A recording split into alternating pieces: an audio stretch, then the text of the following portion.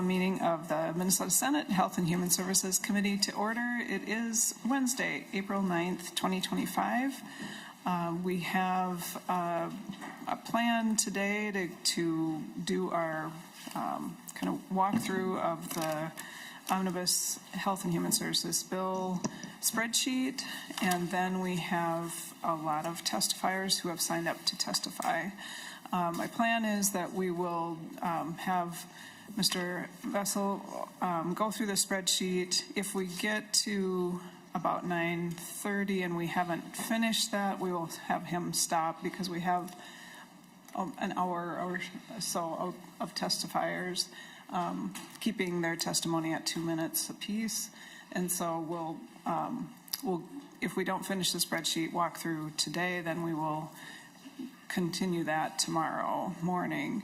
And then tomorrow we will have a chance to discuss the bill and take up amendments and mark it up and then get it passed out of committee. So today we will begin with the walk through the spreadsheet. Mr. Vessel. Madam Chair and members, I am mindful of the skeleton memes from 2 years ago, which I kind of want to avoid, and this spreadsheet is a lot shorter. I went back and looked, and 2 years ago it was 43 pages, so I think we can get through it in an hour. Members, to begin to orient you to this spreadsheet,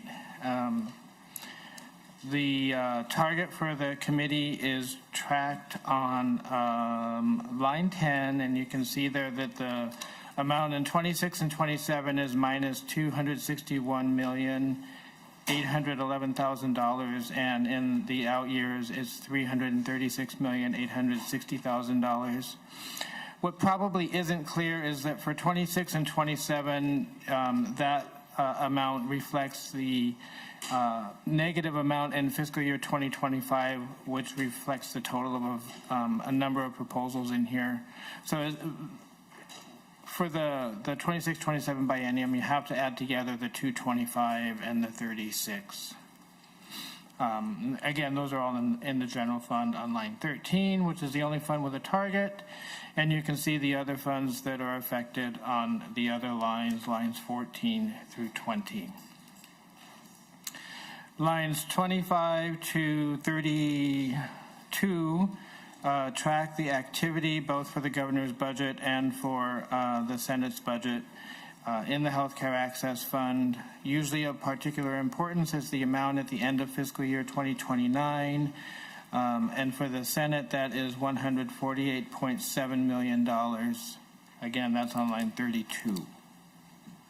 Senator Abler, did you have something? Well, you missed me. I just wanted to ask how you want to handle questions at the end after we go through the whole thing. I'm willing to wait. So is that what you prefer? Maybe would it be better to wait and that's then? Fine. I just wanted to just know what. Yeah, let's wait. I might have a couple. So yes, I assume that. So I'll wait. Thank you. Okay, thank you. Madam Chair and members, continuing on lines 35 to 39, similarly track the TANF balance. Again, in fiscal year 2029, the Senate's TANF balance is $3.3 million. Lines 41 to 48 track the changes in this bill in the medical assistance program.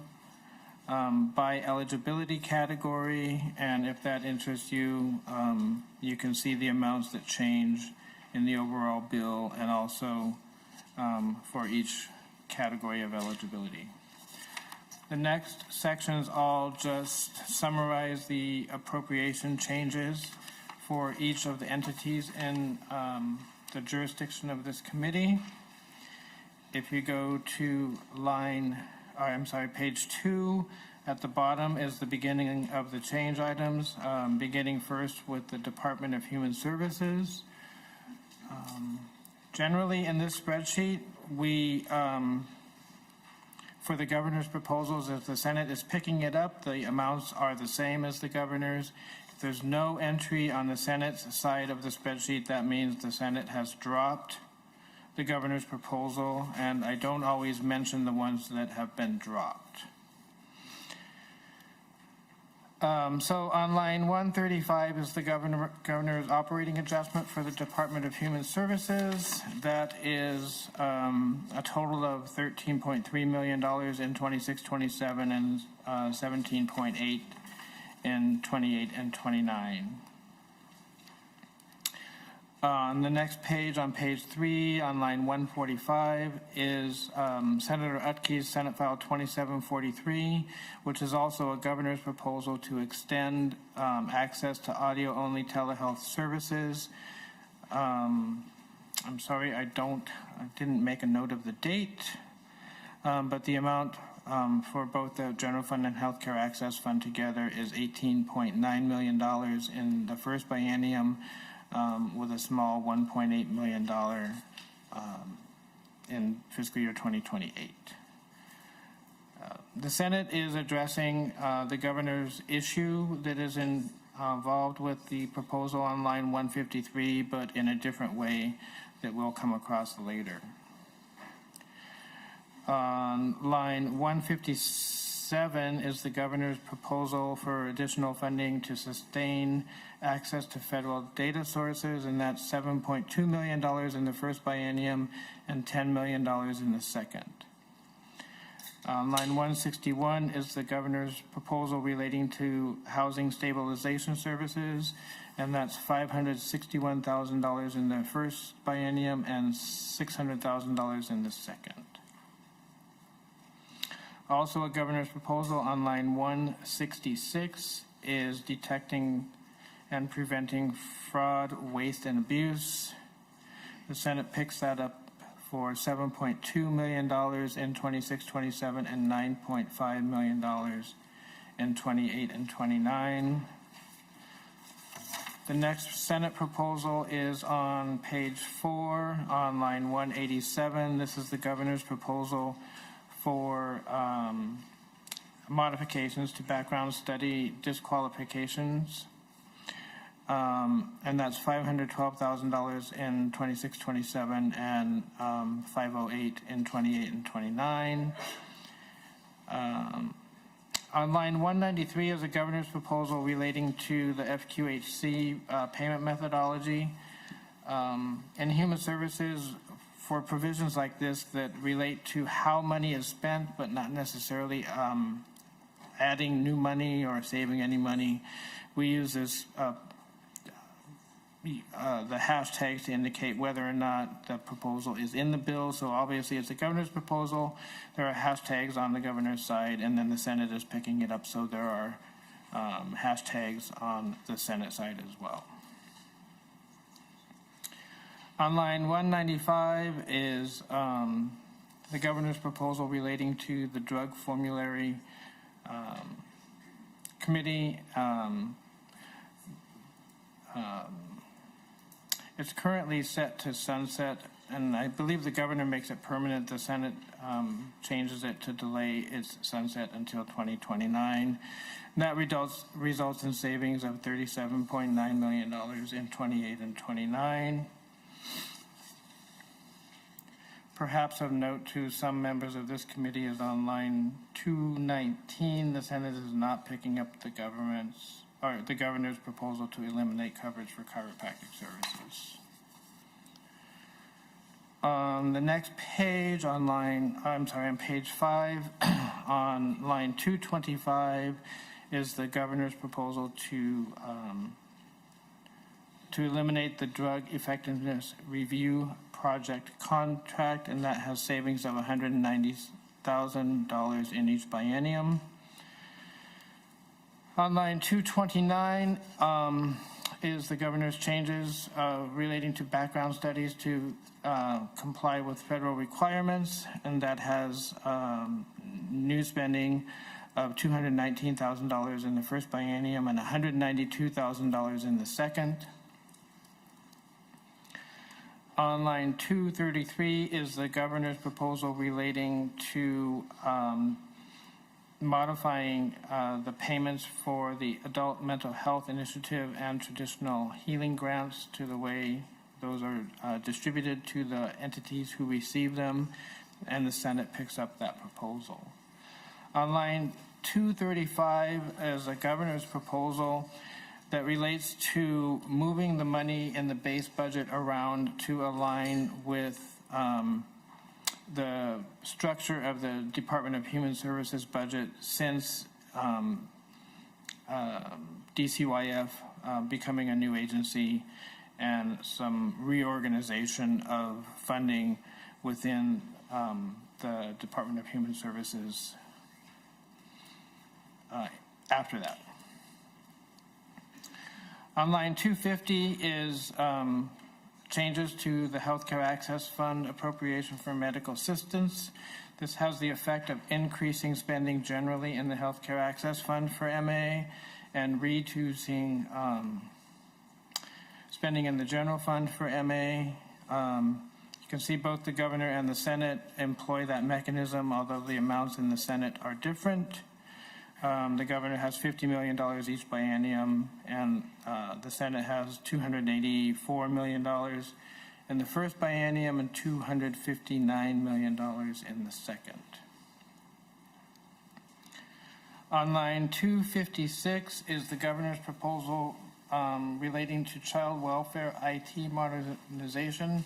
This proposal is shown in both DHS and DCYF because the initial appropriation was to DCYF.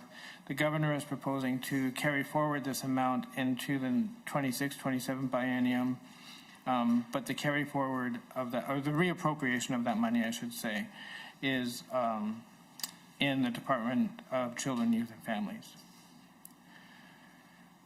On line 260 are unexpended grant balance cancellations. The governor had one for $5.3 million.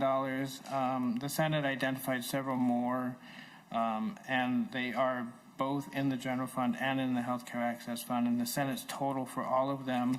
And they are listed on lines 263 to 270. The Senate's total for all funds is $15.7 million, and that's all in fiscal year 2025. That is the end of anything involving a governor's proposal. So when we're now on page 6, and I'm on line 272. This is Senator May Quade's bill, Senate File 1113, that provides MA coverage for birth services provided at home. And that's $43,000 in 26-27 and $14,000 ongoing. On line 276 is Senate File 1561, Senator Mann's bill for a working group to look at various aspects of funding and regulatory stuff for psychiatric residential treatment facilities, or PRTFs, and that's $340,000 one time in 26 and 27. Line 281 is another provision from Senator Mann's bill for the Mental Health Collaboration Hub Innovative Pilot Program. That's one-time funding of $776,000 in the first biennium. On line 287 is a different Senator Mann bill, Senate File 1953. This one is early episode of bipolar disorder grants, and they are $125,000 per year ongoing. On line 291 is Senate File 928.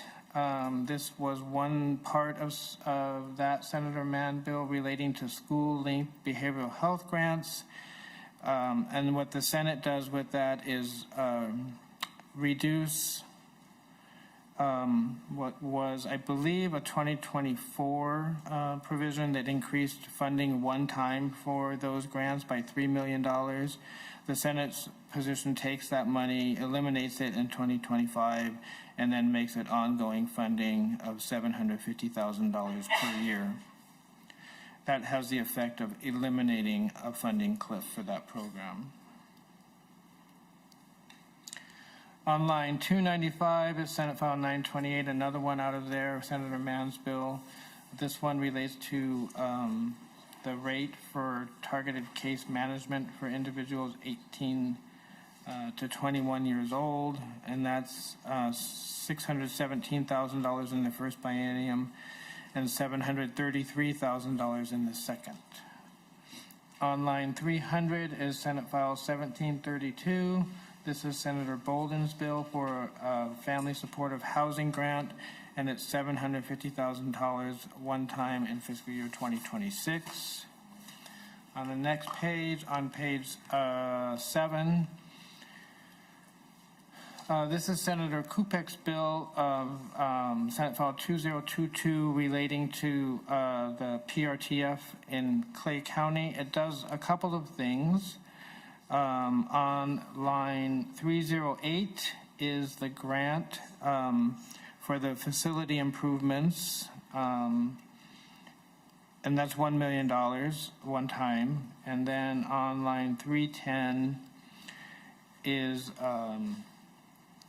a reduction in a previous bill, which is in the base budget for PRTF startup grants, and then reappropriating that money to Clay County for their own startup grant for a PRTF, the same one that's being modified, or the building that's being modified, I should say, on line 308, and that both the cancellation and the reappropriation of money are $200,000.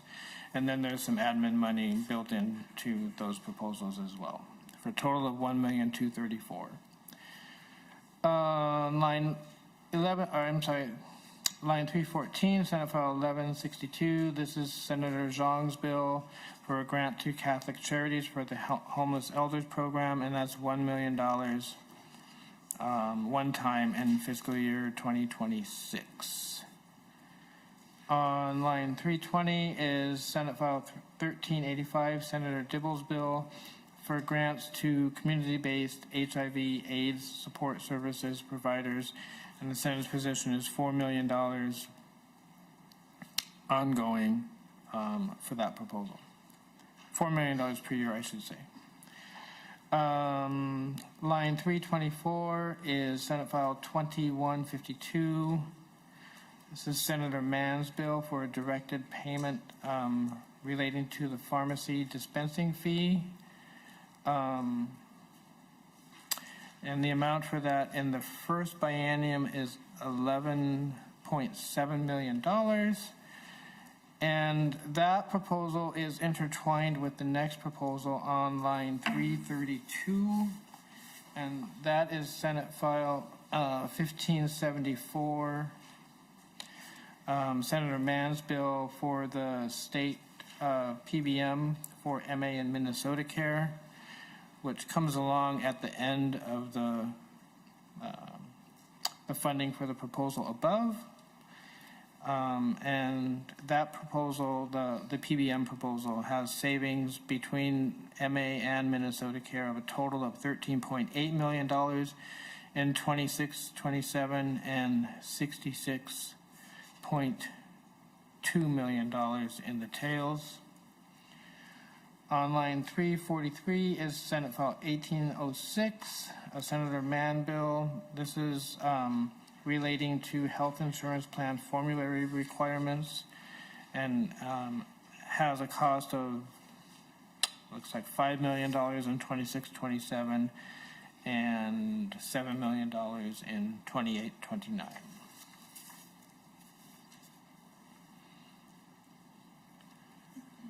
On line 353 is I'm on page 8 now. 353 is Senate File 1497. This is Senator Utke's bill relating to MA coverage for long-term electrocardiogram monitoring. This currently shows as being in the bill with no cost, but since this spreadsheet was prepared, we have received information indicating that there is a small cost for that. Previously, we were told that this service is already provided at the Medicare rate, but have since learned that it is not, so that's why it would have a cost. On line 355 is the result of information that we learned while working on the budget, that there is an enhanced federal matching amount available for current expenditures for family planning services, but in order to receive it, it does require changes to DHS's systems in order to program those claims correctly and then receive the federal matching amount, which is 90% for those services. So that would reduce spending on MA by $10.2 million in the first biennium and 15.4 in the second. On line 360 is Senate File 1861, Senator House Child's Bill relating to licensing modifications for certain specified swing beds, and that has savings in the first biennium of $183,000 and $286,000 in the second. Senate File 2670 is on line 365. This is a Senator May Quaid bill relating to a payment rate change for phototherapy lights, and that has a cost of $13 million in 26-27 and $18 million in 28 and 29. On line 369 is Senate File 1054. This is Senator Mann's bill relating to a health plan coverage requirement for vasectomies, and that is included in the bill. It does not have an MA cost. On line 371 is a proposal to reduce the trend in the forecast payments for managed care MA capitation payments by 0.1%. And that has the result of $7.8 million of savings in the first biennium and $16.7 million in the second. On line 2413 is Senator Mann's bill. This bill and the next one involve a lot of money, but they involve mechanisms that put the same amount into the state treasury as they take out, which is why they are showing on here as zero. These proposals are all what we call works in progress, in the sense that agencies, authors, and advocates are working together to come up with the precise language that is needed to move forward with these bills and determine the specific amounts that are attributable to them. Again, we do expect that the overall effect on the state budget will be neutral, in the sense that they have a combination of payment increases or modifications and assessments to pay for the non-federal share of these proposals. We refer to them sort of in our budget work as the directed payment proposals, because that's what they are. And the first one is Senate File 2014, Senator Mann's bill, and this is the one that is the for the hospitals, and being developed in consultation with the Hospital Association. It has directed payments for hospitals and related modifications to the hospital surcharge. And then the next one is on line 379. This is Senate File 1402. This is the one that has increases for MA provider rates and related direction to increase managed care payments, so that the managed care plans can pass those provider rate increases on to the providers who are paid by the managed care plans. And then, similar to the hospital one, there is an assessment on managed care organizations to pay for the non-federal share. And that one also incorporates Senate File 1326, which is Senator House Child's bill, that relates to payment rates for ambulances. At the top of page 9 on line 383 is a Senate proposal to restore the provider tax to 2%, which is a 0.2% increase. That leads to non-dedicated revenue in the Healthcare Access Fund of $195 million in the first biennium and $216 million in the second. Madam Chair, members, that is the end of proposals for the Department of Human Services. Moving on now to the Department of Children, Youth, and Families on line, and I'm still on page 9. On line 394 is the operating adjustment for DCYF. That is $6.2 million in 26-27 and $8.3 million in 28 and 29. Line 399 is a governor's proposal that makes a variety of changes to comply with federal requirements. This is mostly paid for out of the Child Care Development Fund. You can see that on line 401. The overall total for that proposal is $14 million in the first biennium and $20.4 million in the second. Line 406 is the governor's proposal for the electronic statewide attendance tracking system. If you look closely, you'll see that the amounts are slightly different, and that's because the Senate has paid for it in a different combination of general fund and child care development funds compared to the governor, but the actual amount for the project works out to be the same. It's just because of the way the Senate is using the child care development fund that changes the overall cost. On line 413 is the $10 million one-time funding for the child welfare IT modernization. That's the governor's proposal. On line 417 is also a governor's proposal to increase capacity of the compliance team at DCYF. That's $489,000 in the first biennium and $532,000 in the second. On line 422 is the governor's proposal to cancel an unexpended portion of the appropriation that was made for the DCYF transition office. The governor reappropriates a portion of that in fiscal year 2026, and the Senate does not. So the Senate just takes the $8.5 million cancellation in fiscal year 2025. I'm on page 10 now at the top on line 428. This is a governor's proposal to cancel funding for the Mille Lacs Band and for planning money to join the American Indian Child Welfare Initiative. Apparently, after starting to work on that, they realized that they did not want to participate. That results in savings of $15.8 million in each biennium. On line 432 is a governor's proposal to reduce funding for the Restorative Practices Initiative grants of $1.5 million per year ongoing.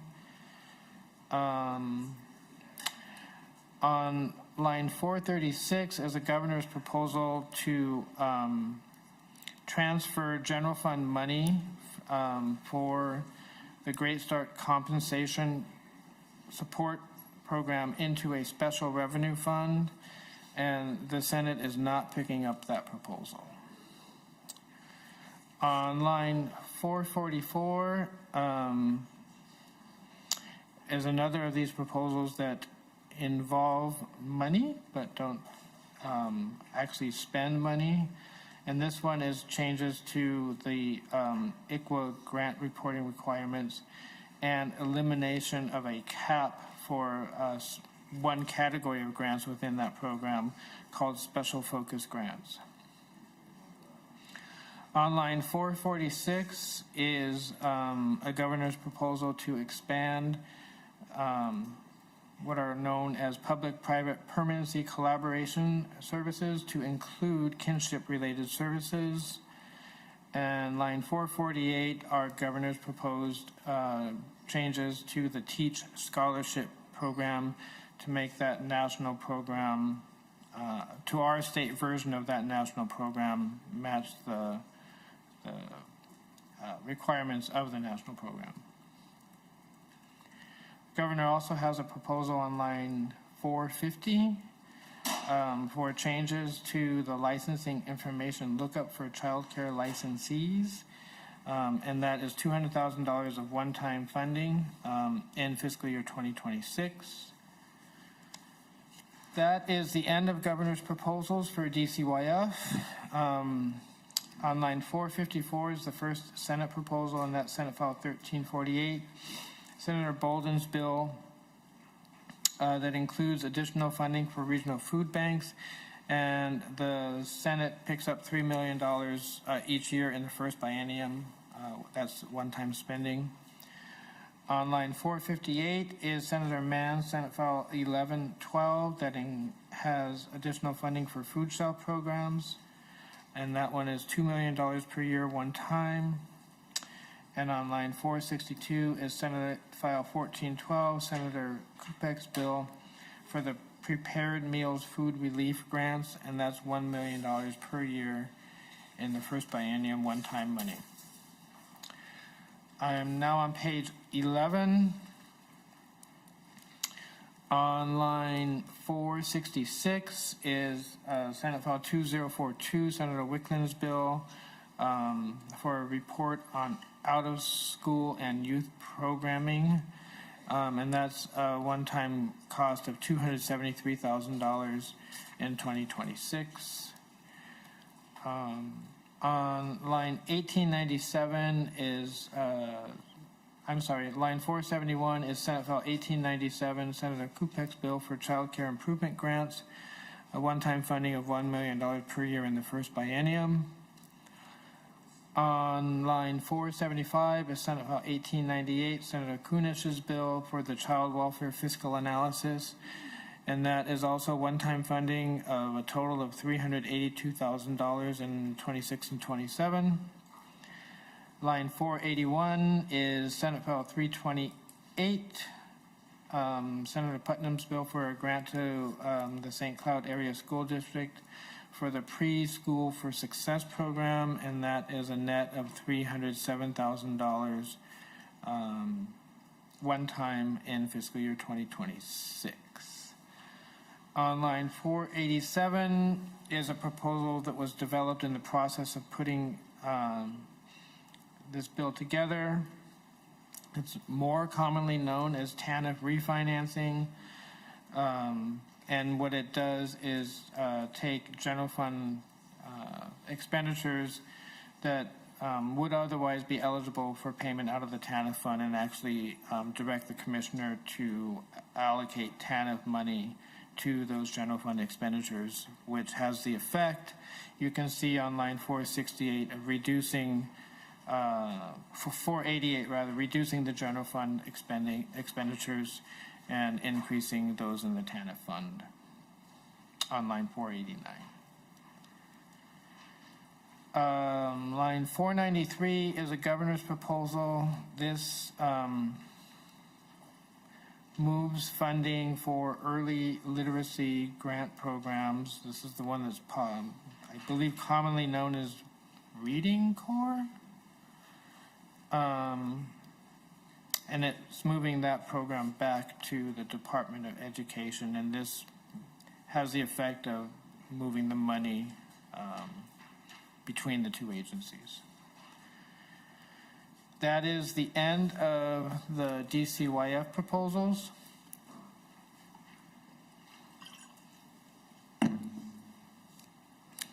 Beginning now with the Department of Health, on line 532 is the governor's proposal relating to infectious disease prevention, early detection, and outbreak response, and that is $1.5 $8.3 million per year ongoing. Line 536 is the governor's MDH operating adjustment, which this year involves both the general fund and the healthcare access fund. The total for both funds is $7.3 million in the first biennium and $9.8 million in the second. The next several proposals, again, are things that relate to money but don't necessarily spend money. And the first one on line 542 is to reauthorize the State Trauma Advisory Council. Line 544 is to convert the American Indian Health Special Emphasis Grants from competitive grants to a formula. On line 546 is a proposal to repeal the sunset of for the Newborn Hearing Screening Advisory Committee. And on line 548 is to clarify that the Maternal and Child Advisory Task Force is actually an advisory committee. On line 550 is a governor's proposal to adjust previously enacted changes to some cannabis grants, and the ones that are involved and the amounts are shown on line 552 and 553. The Senate is not picking up several of these governor's proposals, but we do pick up line 559 that reduces the cannabis maternal and child health grant that did include ongoing funding for what were one-time activities. The one-time activities have been completed, and so this proposal just takes out the ongoing amount that was attributable to those already completed activities.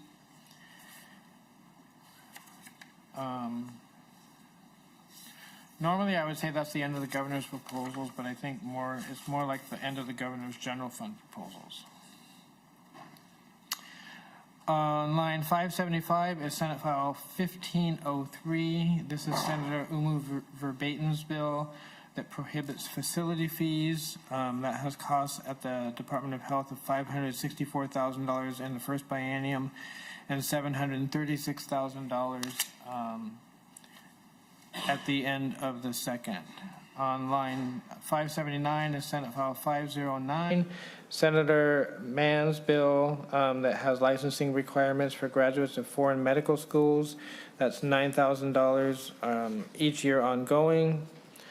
On line 583 is Senator Bolden's Senate File 1534. This relates to a one-time general fund appropriation for some cost to implement the speech language pathology assistance licensing requirements, and then this has the effect of allowing their licensing fee to be reduced in an ongoing way. Line Senate File 1538 is Senator Bolden's, line 587, Senate File 1538, Senator Bolden's bill for the epilepsy and seizure disorders data collection and state coordination plan. That has $378,000 in the first biennium and $432,000 in the second. On line 591 is Senate File 831, Senator Bolden's bill for a grant to the MMA for the Treat Yourself First campaign, and that's $250,000 of one-time funding in fiscal year 2026. On line 596 is Senate File 1030, Senator Mann's bill for the Dementia Services Program. That has ongoing funding that totals $665,000 in the first biennium and $760,000 in the second. On line 600 is Senate File 1691. This is Senator Champion's bill for a grant to the Birth Justice Collaborative for the African American Focused Home Place Model. That's $500,000. of one-time money in fiscal year 2026. This begins a variety of governor's fee changes in the state government special revenue fund. I think I will kind of gloss over them with respect to the dollars involved because they're mostly just money in and money out in the same amount. Importantly, though, the governor's food, pools, and lodging licensing fee increase has embedded within it this part about changing the collection schedule of the statewide hospitality fee, and the Senate is not picking up that component of that proposal. So the governor has fee increases for the engineering plan reviews, public water supply on line 617, well management fees on 622, radioactive materials activities on line 626, asbestos abatement projects on line 631, HMO regulatory fees on line 638, X-ray radiation inspection fees on line 640. The Senate is not picking up the healthcare licensing activities one. Line 650 at the bottom of page 14 is Senator Wiklund, Senate File 2043. This is the spoken language healthcare interpreter work group, and that is one-time funding of $235,000. And then at the top of page 15 is Senator Miller's bill for the newborn screening of MLD. And that has a net of $27,000 in the first biennium and $36,000 of savings in the second. That's the end of the MDH stuff. Here we have the health-related boards, and the governor has a number of things going on here, including either fee increases and additional funding. So for behavioral health and therapy, it's both a new fee for the interstate compact and then additional funding for staff. For chiropractors, there is an operating adjustment and a fee increase. For dentistry, it's just additional funding for staff. Dietetics and nutrition practice is just additional funding for an operating adjustment.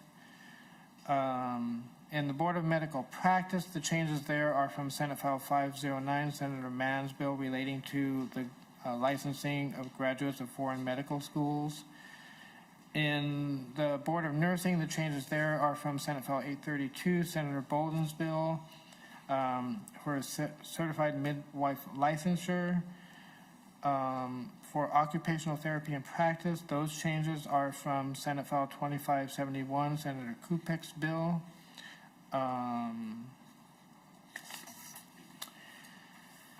The Board of Pharmacy has governor's changes in it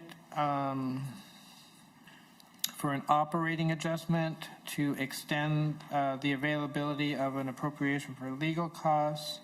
Also on line 715 is Senate File 3121 relating to that Senator Kupek's bill relating to licensing for pharmacy interns. And then the other lines are for additional funding for the PMP and for staff. The Board of Podiatric Medicine on line 724 has a fee increase. The Board of Social Work on line 733 has a fee increase. And the Board of Veterinary Medicine also has a fee increase. In our other agencies, the Office of Emergency Medical Services has a governor recommended a fee, or operating adjustment rather. The governor's recommendation regarding sharing of location data with public health agencies, which was also Senate File 2499, Senator Mohammed's bill. And then for that agency also, the Senate has Senate File 1132 and 1133, which were both Senator Hoffman bills for a couple of grant programs. Line 764 is the ombudsperson for families, the governor's operating adjustment. Similar for line 768 for American Indian families. The Rare Disease Advisory Council goes on to the next page, and that includes both the governor's operating adjustment and Senator Bolden's Senate File 2037 for additional base funding for that program. Similar for the ombudsperson for foster youth, the Senate has the governor's operating adjustment and then Senate File 1547. Senator Kunish's bill for additional base funding for that agency. And then, let's see, for MNsure,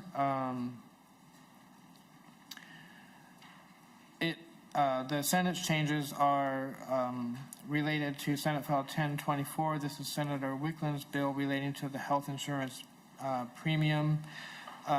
Like the directed payment proposals, this bill as it is currently put together in the omnibus bill would have costs and revenue that equal the same amount, so the net effect on the state treasury would be zero. I think we're still working on the specific language that we need for those proposals in order to get precise estimates for everyone to see at some point. And then finally on the last agency is on 789, that's the Department of Education, and that is the other side of that proposal to move the early childhood literacy grants from the Department of Children, Youth and Families to the Department of Education. 8 minutes to spare. That's pretty close, or less than an hour. We will take some questions members have about the spreadsheet, and then it seems like we probably will have more questions than we will have time. Again, we have like 29 testifiers, and we were allocating 2 minutes apiece, so we were allocating an hour for that. We can ask people to condense, but I think we still will need about an hour to get through all of that. So I don't want to, say that you can't ask questions, but I'm just not sure that we'll be able to go through all of the questions today, and we can do that tomorrow. Senator Abler. Well, thank you, and I will not drag it out, but so I just try to keep my comments within less than 2 minutes. I appreciate some of the things in the bill that I cared about. The HIV funding is important, especially with some of the federal changes, the MA for home births, epilepsy, dementia, those are all nice things. Anyway, so just, there are probably many more nice things, but thank you for that. And I want to just, I'm going to ask Dennis if he can add up all the HMO costs, at least at some point, if he can provide that number. It's got to be well over $1 billion. People will comment, but Madam Chair, you're a thoughtful person, and this is going to go to the other body, and I think that a good portion of how you funded the bill is going to be impossible for them to accept, and so maybe you've thought of that. And so the provider tax going up, I just think that's a problem. The healthcare access fund spending, I warned us about last year, where we put healthcare access fund spending into the last year of the biennium and helped create part of the deficit that we now are enjoying. And I think that taking money from doctors who, many of them are barely on the edge, but the big systems can probably afford it, but the individual ones, it's just not helpful at all. The fees, the MDH, somebody will talk about those, but there's a buffet of those. And then the reinsurance. Anyways, you're well aware. I'm curious the impact on the HMOs, and I want to remind everybody that there's about 1 million people that are covered in the fully insured market between large groups, small groups, and the individual market that are going to be affected by that. And just maybe you have a new view, but I don't think that the HMOs are altruists. I think they're going to pass it right through, so I'm concerned about that. And then the licensing boards, I'm out of time, but I just wanted the way that shows in here is that we're giving them a chance to raise money up to a whole number more than what they need. And that's really problematic. So I think I stayed within my time, Madam Chair, so thank you. Okay. So right now, you don't have a specific question you want to ask And so if Mr. Vessel. Yeah, so if Mr. I mean, I appreciate your comments, and I'm fully willing to accept them. So I'm curious of the total impact on the HMOs, what that total number is, and I think Dennis can add it up later, so thanks. Mr. Vessel, do you have a comment right now, or do you want to? Madam Chair, Senator Aber, I did make a note. I might come and see you to make sure I understand exactly what it is you want. I think I know what you want to know, but I don't want to send you the wrong answer. Thank you. Are there other questions about the spreadsheet? Senator Edke. Thank you, Madam Chair. And one question for Dennis is on line 332. It has to do with the pharmacy benefit manager for MA, et cetera. Shows a $66 million credit. Is there a fiscal note, or how did we come up with that number? Mr. Vessel. 332. Madam Chair, Senator Aki, the fiscal note for that bill is in process. As at least the last time I checked, it has not yet been signed by the LBO, but it is in there. I guess the answer to your question is yes. There are calculations that go with those numbers. Senator Aki. I will say, Senator Aki, Madam Chair, Senator Aki, since this spreadsheet was prepared, we have received additional information, and I think when we come back tomorrow, you'll see something a little bit different for the total savings attributed to that proposal. Thank you. Senator Edke. So, any other questions right now? Seeing none, thank you for that. And we will move now to the testifier list that I have. First, we'll begin with the commissioners. And first, I have Commissioner Brooke Cunningham.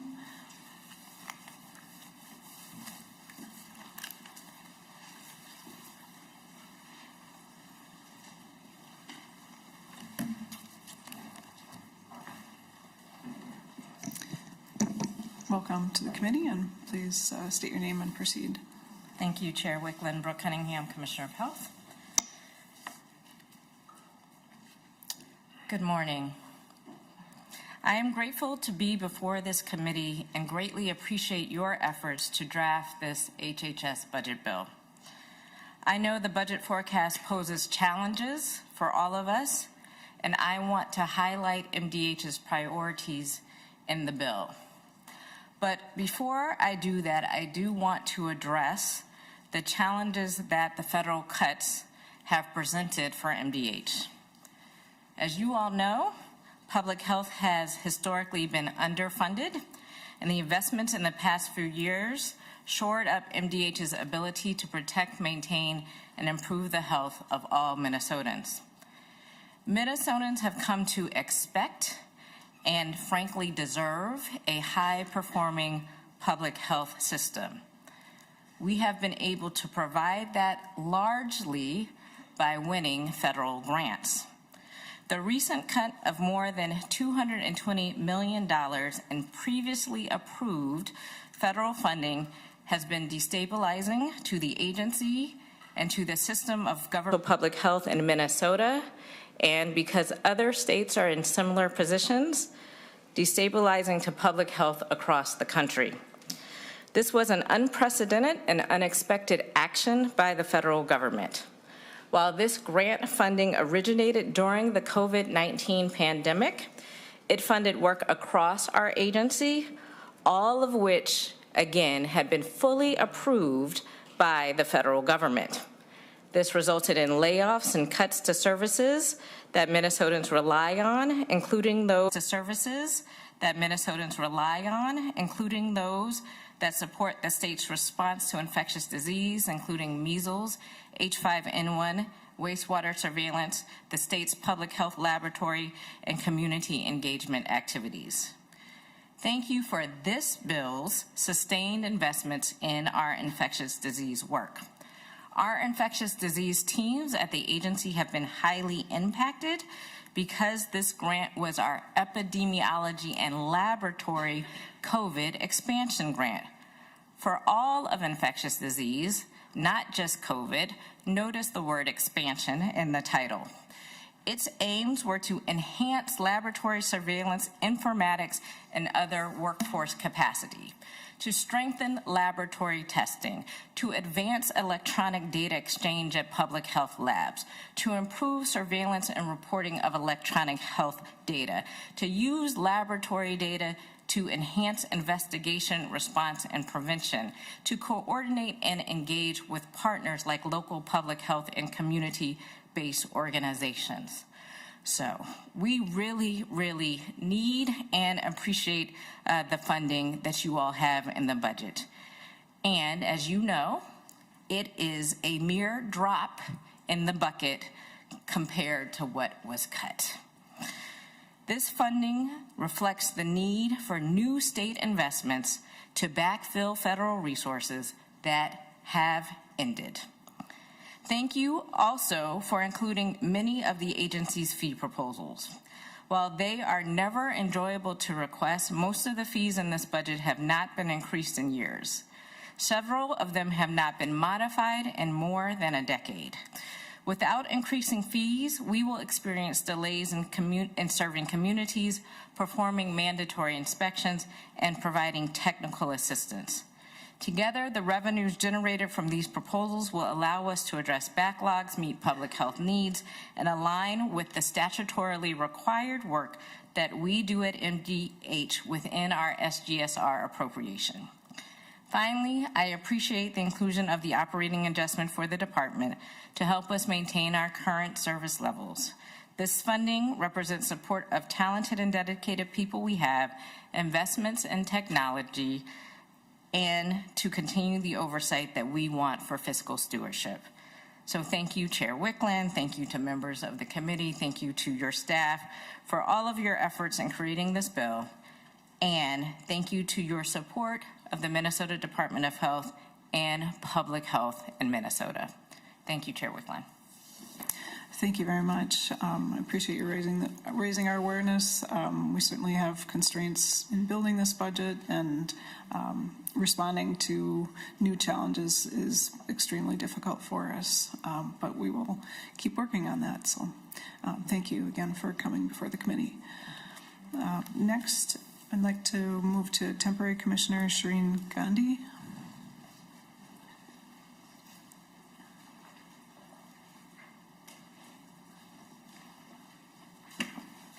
Welcome to the committee, and please state your name and begin. Chair Wiklund and members of the Senate Health and Human Services Committee, for the record, my name is Shireen Gandhi, and I'm serving as Temporary Commissioner for the Department of Human Services. Thank you for your thoughtful and principled work to improve the access to and the quality of our health and human services system. Minnesota's Medicaid and Medicare programs are the cornerstones of the state systems of health coverage, serving 1 in 4 Minnesotans in every region of the state. Your leadership and collaboration over the years has helped Minnesota lead the nation in healthcare innovations. Developing a budget this session was not an easy task. I commend you for identifying efficiencies in your proposed budget bill that address the projected budget shortfall, as well as investments that will improve people's lives. Thank you for the inclusion of several of Governor Walz and Lieutenant Governor Flanagan's key budget priorities, including making investments to prevent, detect, and address fraud, to strengthen the parameters of our system and root out bad actors. Minnesota is committed to helping our neighbors, and fraud against public programs harms the people we're committed to helping. Extending access to audio-only telehealth. This investment ensures ongoing access to mental health services as well as preventative care, especially for people living in greater Minnesota and younger populations. Recommitting to Minnesota's comprehensive long-term plan to end new HIV infections and improve health outcomes for people living with HIV. In 2023, 56% of new diagnoses were in Greater Minnesota or suburban communities. This investment acts as a stopgap to prevent further funding reductions. Funding the operating adjustment for DHS to ensure that mounting cost pressures do not impact services delivered to Minnesotans. Expanding oversight to increase the frequency of provider revalidation visits.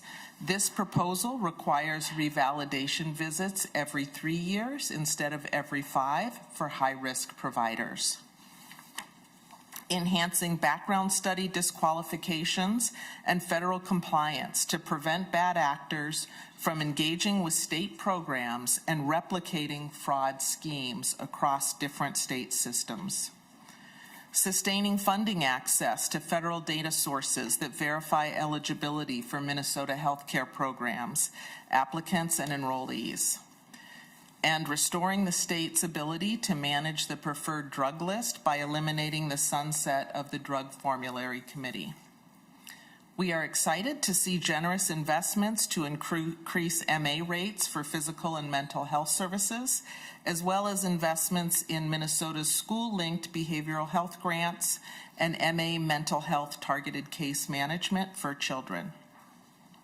We are also pleased to see funding for regional projects that expand access to psychiatric residential treatment facility services for children and young adults. And we are appreciative of the inclusion of tribal and county-based county-focused provisions, including transitioning to direct payments for the Adult Mental Health Initiative and traditional healing. As this bill continues to make its way through the legislative process, we hope to continue discussions about leveraging efficiencies, such as carving out the pharmacy benefit from managed care to improve service delivery and fund service gaps in the health and human services system. We also hope to continue dialogue about data-driven approaches to fraud detection and prevention using modern technologies such as artificial intelligence, machine learning, and case management systems. In the weeks ahead, our team will continue to analyze the bill and provide technical assistance as is helpful. Thank you again for your dedication to supporting access to health for individuals and families in Minnesota. Thank you very much. I appreciate your testimony. Next, we'll move to Commissioner Tiki Brown.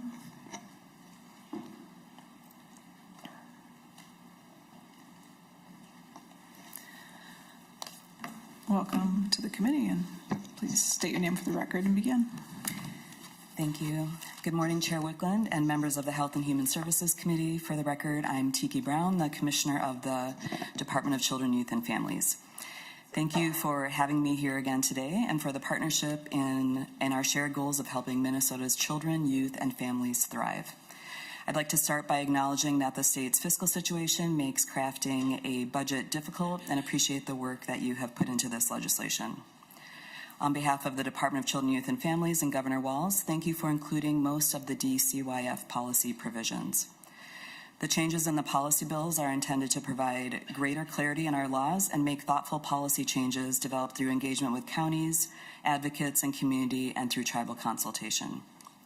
The provision allowing the state to extend our contract with EBT providers to avoid a constant churn in contracting will support more efficient and effective government.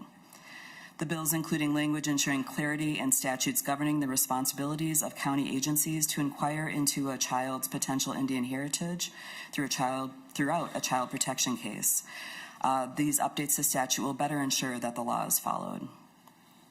The bill includes an important provision that allows local social service agencies to respond to reports of school absences using a holistic child welfare approach rather than starting with a child protection investigation. A child welfare response will ensure that local agencies can offer the child and family services or supports to address the underlying causes of school absences, which are often due to the impacts of poverty. Thank you also for including most of the governor's budget priorities. The decision to fund electronic enrollment and attendance record keeping for the Child Care Assistance Program, or CCAP, is appreciated. This is an important program integrity measure. Inclusion of funding to increase our compliance staff is another important step in supporting DCYF's ability to prevent fraud and misuse of public funds.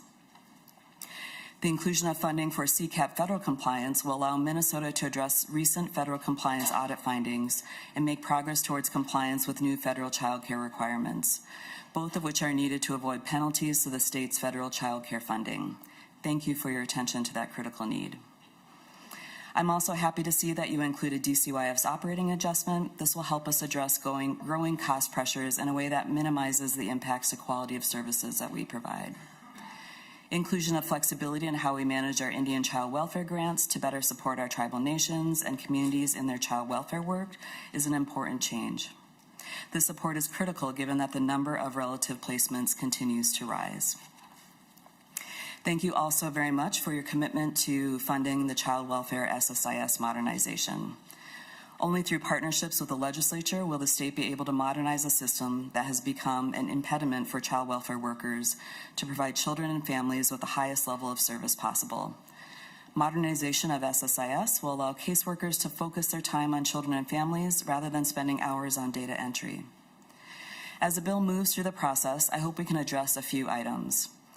The decision to cancel transition funding for DCYF will leave the agency without resources needed to complete essential transition work. This bill directs DCYF to move $4 million in state spending on MFIB to TANF each year. This will significantly reduce the available TANF fund balance throughout the budget horizon.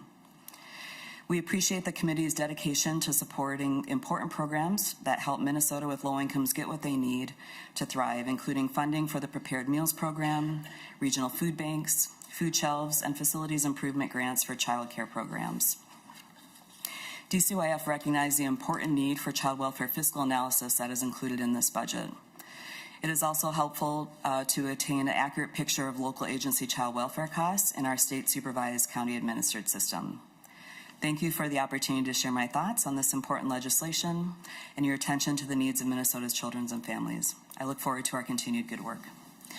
Thank you very much for your testimony today. Thank you. Look forward to working on this more. Next, we have Alexis Borgeson from the Foster Youth Outreach and Engagement Specialist. Welcome. And please state your name for the record and begin. Thank you, Chair and members of the committee. For the record, my name is Alexis Borgeson. I am a Foster Youth Outreach and Engagement Specialist for the Office of the Foster Youth Ombudsperson, often referred to as OOFI, and I also have lived experience in foster care. Our office is excited to be here today to express our gratitude towards the chairs and everyone involved in supporting the funding for our office.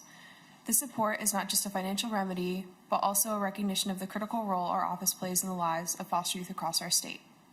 As you may recall, just a few weeks ago, our office, along with two powerful foster testifiers, spoke to this committee about the critical impact of foster youth outreach and engagement proactively.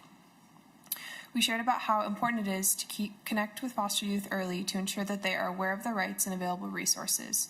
Today, I want to take this opportunity to reaffirm the importance of that work. With this funding, we will continue to have the capacity to meet fosters where they are, whether that's in a group home, a residential treatment center, foster family, out of state, or in their transition into adulthood. This will continue to support our office's capacity to extend our outreach, educate fosters of their rights, and be there for these young people during the most difficult and confusing time of their lives. Our office is the only state agency created by and for fosters, and because of this, we are committed to serving young people by fighting every day to ensure that they are receiving the highest standard of care, the care that they are truly entitled and deserve to receive by the state of Minnesota. We look forward to sharing back with you what we will continue to accomplish, most importantly highlighting the significant impact we will have on fosters as a result of this funding. Thank you for your time. Thank you very much. Next, we are going to move to other testifiers. That we gave the agencies a little more time, and so I would ask that all of the following testifiers please keep your comments to 2 minutes or less. We want to get through all of the testifiers this morning. First, we have several testifiers who are joining remotely by Zoom. Again, if you can please keep your remarks to under 2 minutes, I would really appreciate it. First, we have President Robert Larson. And if you can state your name for the record and begin. Hello, Robert Larson, President of the Lower Sioux Indian Community. Are you able to hear me? Yes, we are able to hear you. Okay. Yes, you can proceed. Thank you. Thank you. Hello, Chair Wiklund, members of the committee. I appreciate being able to do this virtually. I am running to another meeting right now. But I am Robert Larson, known as Deuce. I'm testifying in capacity as president of the Lower Sioux Indian Community in the state of Minnesota, a sovereign and federally recognized Indian tribe. Today, I'm here to request that you amend the Omnibus bill to include the policy-only provisions that are in Senator Mann's bill, Senate File 1953 as amended. This committee heard this bill and heard from Lower Sioux Indian Community about the need for this bill specifically for the changes to Minnesota Statute Section 246.462, Subdivision 20. This change would broaden the eligibility for targeted case management and community support services to include complex post-traumatic stress disorder. This would include someone who has post-traumatic stress disorder, PTSD, symptoms that significantly interfere with daily function related to intergenerational trauma, racial trauma, or unresolved historical grief. The current eligibility for these targeted case management services does not take into consideration impacts of historical trauma, and therefore individuals with PTSD related to eligible. As I stated during my testimony earlier this session, Indigenous people have experienced trauma from war, death, stolen land, broken treaties, suppression for spiritual beliefs, forcible removal of children from their families, tribe, and systematic racism. Federal Indian law and policy during the removal reservation system, allotment and assimilation and termination eras are documented painful chapters in U.S. history. The community's mental health case managers frequently come across intergenerational trauma, racial trauma, or unresolved historical grief as a basis for patient mental health concerns. Since 2023, 43% of adults seeking mental health services in coordination with our mental health case managers were due to these concerns. Your support of this change would help mental health targeted case managers support Minnesota's medical assistance population on their path toward healing. I urge this committee to please amend your omnibus bill to include the policy-only changes from Senator Mann's bill. I thank you for your time and consideration and allowing me to be virtual. Iramiado. Thank you very much for joining us today. Next on Zoom, we have Rochelle Schultz. If you could please state your name for the record and begin. Thank you. Good morning, and thank you, Madam Chair and Committee. My name is Rochelle Schultz, and I'm the CEO at Winona Health. This is a rural independent prospective payment system, or PPS hospital. Winona Health is not designated as a critical access hospital. However, we are a rural hospital and face all of the same challenges of rural healthcare delivery as the critical access do. And the top of that list is financial challenges. I've had the opportunity to testify in various committees over the past few years and shared the financial challenges that we've experienced as a rural hospital. They are the worst that I've experienced in my entire 35 plus years in healthcare. In 2023, we lost $17 million, which was reduced to $12 million in 2024. There is no easy fix to address this, and it has taken a lot of very hard work to continue to make progress. While the past 2 years were extremely difficult, we have continued to reduce our financial losses with the goal of getting to a stable place. We will still experience a loss in 2025, and projections going forward are particularly difficult to make given the unknowns in the current environment. But we cannot sustain ongoing cuts and keep services available in our communities. Every single dollar counts, whether that's a dollar of revenue or a cost reduction. In rural, we don't have a financial buffer to take hit after hit. Our most significant financial challenges really involve our increasing percentage of patient revenue coming from government programs, whether that's Medicare, Medicare Advantage, or Medicaid. These government payers and plans all fall significantly short of covering the cost of providing services to these patients, and that includes the facility fees that we receive. Currently, 65% of our revenue comes from these government sources, and every 1% of increase in revenue from these government payers results in $1 million loss to our bottom line. Today, I'm speaking in opposition to the provision in the bill that prohibits hospitals from billing for facility fees, and this can be found on page 1. I believe it's important to understand that we are billing exactly as Medicare has instructed us to, and many of our patients at our hospital-based outpatient clinic are on Medicare. We did not make up this financing mechanism. And while people may wonder what the facility fee is for, it is relatively easy to understand. The fee supports our ability to provide the services our community needs with the skilled staff who are part of the care delivery team. This doesn't include physicians who bill separately, as well as the other costs associated with running a clinic, including the required electronic medical record, building and maintenance, equipment, supplies, cleaning, and other associated costs. The delivery of healthcare services has real costs, and the mechanism to cover some of these costs is the facility fee. If this goes away, the expenses don't go away, but it could easily result in the outpatient clinic going away, which would further reduce access to care in our rural communities, an already known significant challenge for rural healthcare. This would be devastating to our community. Providing these services inside the hospital would be less convenient. Ms. Schultz, can you please, I'm wrapping up. 30 minutes. Would be less convenient for patients and would ultimately increase healthcare costs. And there aren't a lot of other options, and we need your help. I ask you to please pull this provision from your bill. Too much is at stake right now with potential federal Medicaid cuts for the state of Minnesota to impose additional cuts on hospitals. And my rural hospital cannot continue to take these financial hits. Thank you, Madam Chair. Thank you. Next, we have Idil Abdul. If you could please state your name and begin your testimony. Yes, good morning, Madam Chair, members of the committee. My name is Aida Abdul. I am a Somali autism mom and retired advocate. I want to share my concerns regarding the Autism Language in Health and Human Services Omnibus bill. As you may have heard a lot this year, Madam Chair, members, a lot of EIDBI this, a lot of EIDBI that, a lot of autism news. Yet, and unfortunately, you have not seen any EIDBI agencies testify or speak about this. Additionally, Madam Chair, the chair of the Human Services told us that EIDBI was under your committee. We came to see you, if you remember, and you said it was his committee.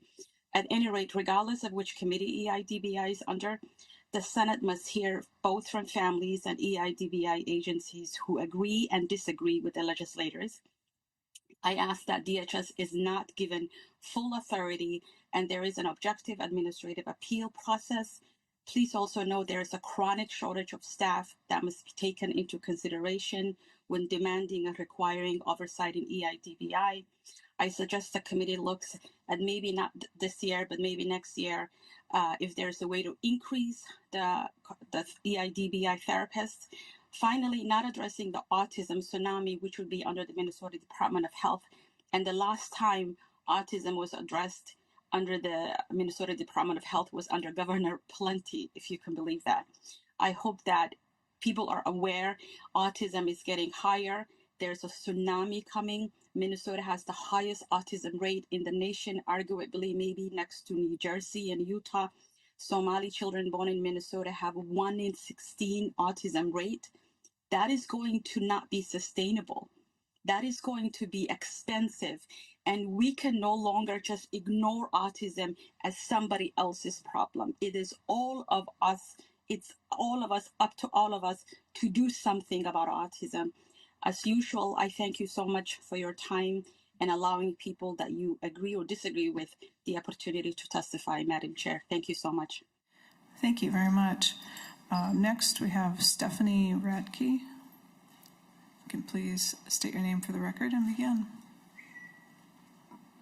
Good morning, Madam Chair and members of the committee. My name is Stephanie Radke, and I am president of Portico HealthNet, Minnesota's largest nonprofit healthcare navigator organization. Thank you for the opportunity to testify today. I am testifying in opposition to the proposed cancellation of $800,000 in grants to navigator organizations. This provision is included in the A7 amendment, Section 23, Subdivision 6, line 10.26. The proposed canceled $800,000 is from post-pandemic funding for per-enrollment incentive payments to navigators. Portico and other navigator organizations are concerned that MNsure and DHS have been inaccurately in underpaying these incentive payments. For example, I believe that Portico alone has been underpaid by over $300,000 over the past 2 years, and am currently working with MNsure and DHS to resolve this issue. I request that these funds not be canceled, as there may be claims on these funds for services already performed. In addition, base funding for navigators has been stagnant since the start of the Navigator program over 10 years ago, and demand is increasing. In 2024, Portico enrolled over 9,000 individuals in health insurance and assisted many more in accessing other options. Navigator organizations like Portico play an indispensable role in securing access to health insurance and health care for communities facing the greatest barriers. Uncompensated care is surging in Minnesota, and health insurance navigators are more critical than ever. Portico and other navigator organizations request reversal of this cancellation of funding to critical and significantly underfunded navigator organizations. This is not an investment we should reduce. Thank you for considering this request and time to testify today. Thank you very much. Next, we'll move to in-person testifiers, and if we could have, I can have 3 people come up at a time. First, we have Patty Bowler, Tommy Elton, and Mary Krinke. If you could come forward to the table.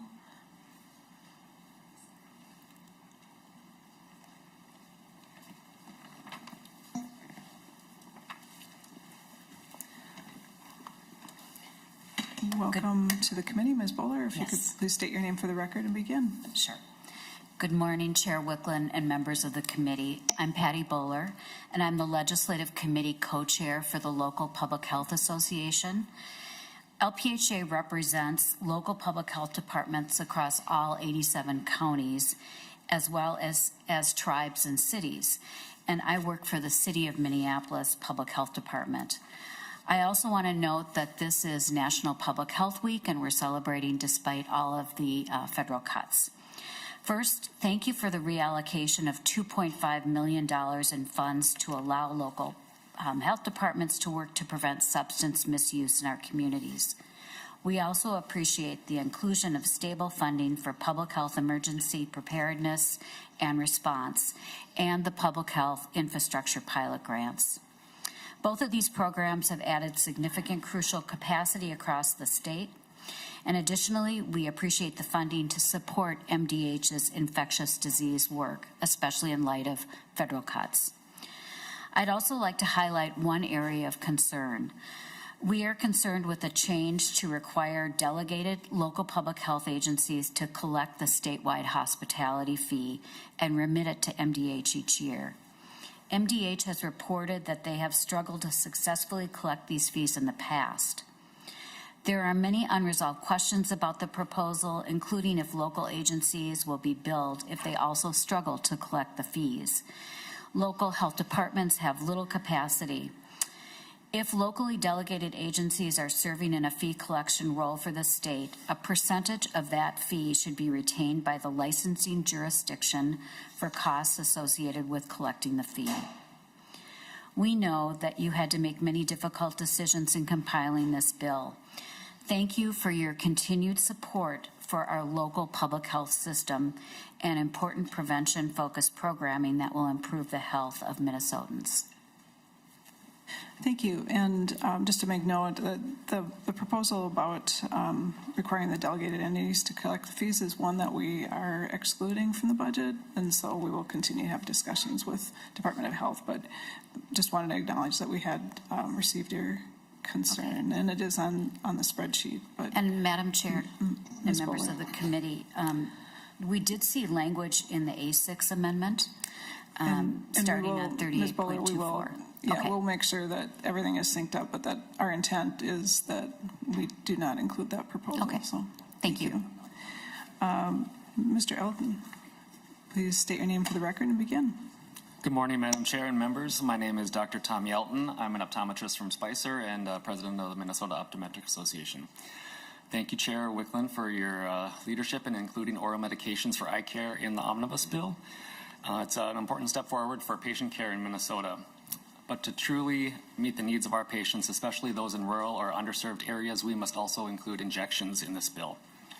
We've heard concerns raised about our training, but before we ever pick up a needle, an instrument, optometrists complete a rigorous training in anatomy physiology, ocular disease pharmacology, and the risks and benefits of surgical intervention. Students prepare didactically in the classroom, hands-on training in labs, written and practical exams, and during fourth-year clinical rotations. It is this foundation that prepares clinicians for safe and effective care. There's more information in the handouts we submitted, as well as a letter from the Dean of the Oklahoma Optometry School. Optometrists already perform procedures that require similar technical precision, like removing foreign bodies with needles and cannulating puncta. Over 95% of the injections performed in optometry practice are intradermal to deliver anti-inflammatories, numb the eyelid, treat debilitating conditions like blepharospasm, or even intramuscular injections in emergencies like treating anaphylaxis with an EpiPen. It's important to clarify a point raised by the Minnesota Academy of Ophthalmology, and our language does not include injections under the retina or into eye muscles. We explicitly exclude subtenons, retrobulbar, intravitreal injections, and intramuscular injections. Those are outside of the scope of optometry and not included in our bill. Minnesota wouldn't be breaking new ground. We would simply be joining the growing number of states that already provide this care. It's time to modernize our laws to reflect both our training and what patients in the state need and deserve. Timely, safe, convenient, comprehensive care from the eye doctors they already know and trust. Thank you. Thank you. And I'd like to call up Reverend Vanessa Bradby and Kirsten Anderson. And Ms. Krinke, please proceed. Madam Chair and members of the committee, my name is Mary Krinke, and I'm with the Minnesota Hospital Association. The situation at nonprofit hospitals across Minnesota right now is dire. 40% of the hospitals last year had negative operating margins, and I just want to say we need lifelines and not cuts. I will focus my comments today on 3 provisions in the bill. Number 1, MHA is appreciative of the inclusion of Senate File 2413, which is language that creates the hospital directed payment program. Under the directed payment program, hospitals will be paying the state portion of the Medicaid program needed to leverage the additional federal monies. There is no assessment on other providers or on the health plans. This will not cost the state or patients any additional monies. It's leveraging more federal monies through the hospital assessment. Number 2, MHA has concerns with the proposed increase in the provider tax on hospitals and other healthcare providers, raising the tax from the current 1.8% to 2%. The provider tax does get passed through to patients, and this proposal will likely have broad opposition. MHA also has concerns that any increase in the provider tax or in the Medicaid surcharge uses up capacity under the federal limit that will impact our directed payment program so that it is not as effective as it could be. Number 3, and final comment, MHA is strongly opposed to any prohibition on hospital-based clinics and their ability to charge facility fees. This provision would cost hospitals over $1 billion a year. This is revenue that we are currently receiving. These fees cover real expenses for staff, maintenance, electronic health records, equipment, and supplies, anything other than the physician component of fees and any other any other costs that we have other than the physician costs. Any cuts will force further service line closures.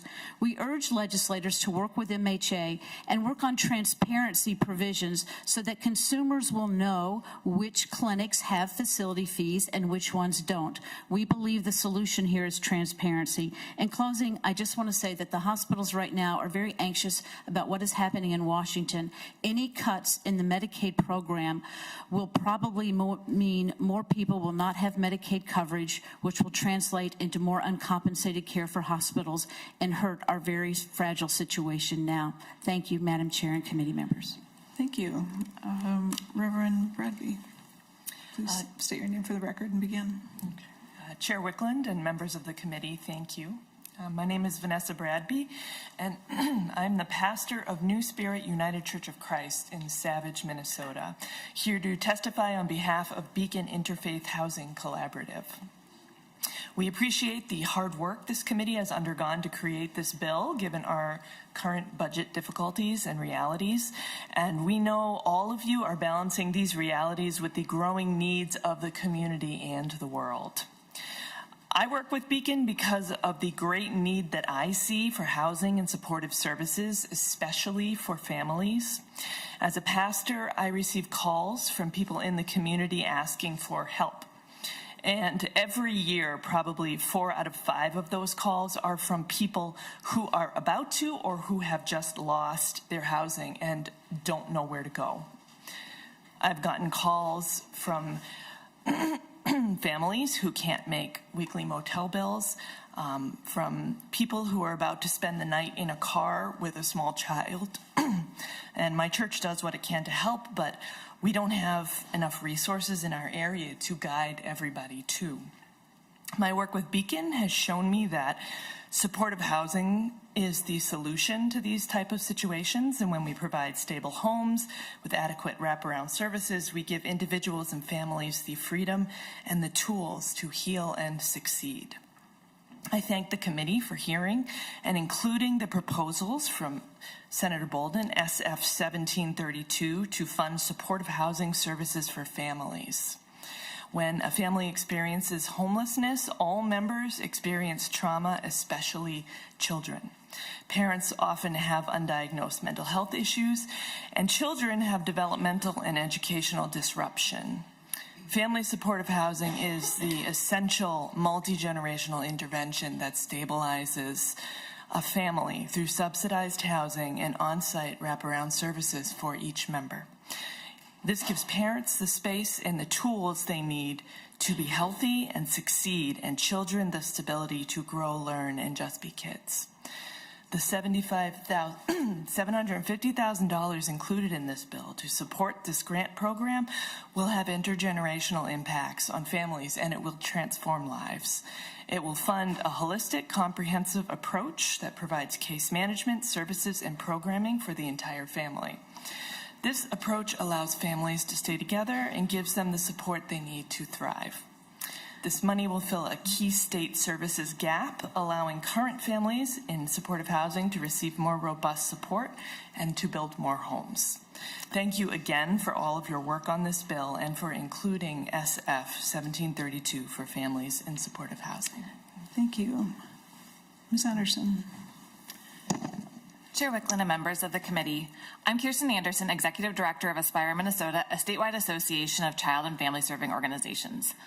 I'm here today to extend a heartfelt word of thanks. Thank you for including investments in Minnesota's outpatient Medicaid rates in your Omnibus, and through that action demonstrating your commitment to solve our children's mental health crisis.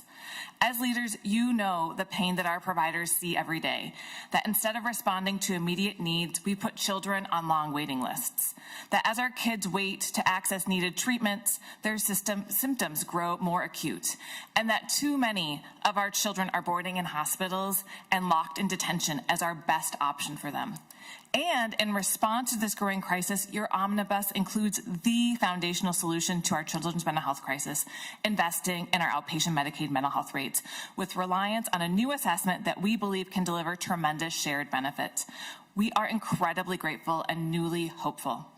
Your omnibus also supports solutions to children boarding with decompression funding to move children from boarding to community care while tracking outcomes of this pilot to gain and apply learning, a psychiatric residential treatment facility working group to improve our current benefit to meet more child and family needs, increasing access to certified family peer specialists, and addressing the schooling behavioral health grant funding cliff, and more. We are also grateful for the child welfare priorities in your omnibus, as Minnesota is consistently ranked as having one of the lowest state levels of child welfare investments. The Child Welfare Fiscal Analysis Project will create shared understanding of Minnesota's state and county investments, identify where we can leverage additional funding, and point us toward building an equitable statewide system that is not reliant on one's property tax base in determining quality of care.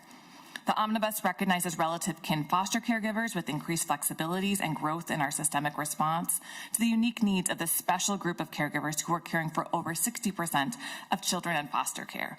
Mostly, again, I am here to say thank you for your thoughtful leadership and investments. We are grateful, hopeful, and glad to continue to work with you until this children's mental health crisis is part of our history. Thank you. Thank you very much. Next, I'd like to call up Dan Andreessen, Buck Humphrey, and Dr. Matthew Kosuk.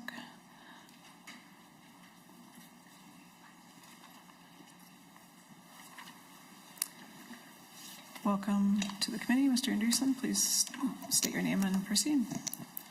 Madam Chair, members of the committee, Dan Andreessen with the Minnesota Council of Health Plans.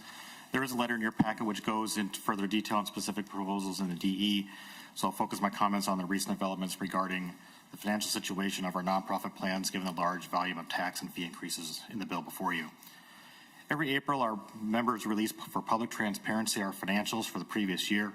As nonprofits, we attempt to align expected revenue and expenses to stay within a 1% to 3% operating margin. As we move into a post-pandemic period where healthcare utilization has rebounded, claims have significantly increased in 2024.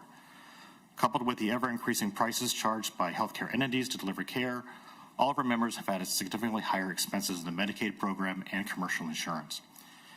Those significantly higher expenses greatly outpace public program funding and overall premium collection, resulting in an aggregate operating loss for nonprofit health plans, a couple of whom you've seen highlighted in the news recently.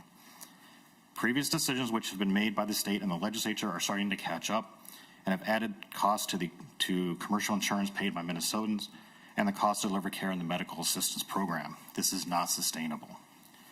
The bill before you compounds the problem by adding more costs to the system with new assessments and fees, while not requiring any decreases in the prices charged by healthcare entities. There's no relief to those who ultimately pay the cost of these proposals, which is commercial premium payers and taxpayers. These increases are in addition to the $600 million that taxes that insurers already pay annually, and MCOs holding on to $1 billion of payment delays in the Medicaid program to stabilize the state budget. Because of the way the state markets are structured, very little of these increases are going to fall on for-profit health plans. The vast majority is being placed on nonprofit health plans who cannot absorb these new taxes. The system is designed to bend, but is not unbreakable. We urge reconsideration of the proposals in the bill and the impacts it has on the entire healthcare system. Thank you. Thank you. Mr. Humphrey. Madam Chair, members of the committee, my name is Buck Humphrey, and I represent the Minnesota Pharmacy Alliance, which is made up of the College of Pharmacy at the University of Minnesota, the Minnesota Pharmacy Association and its almost 2,000 members, and the Minnesota Society of Health System Pharmacists.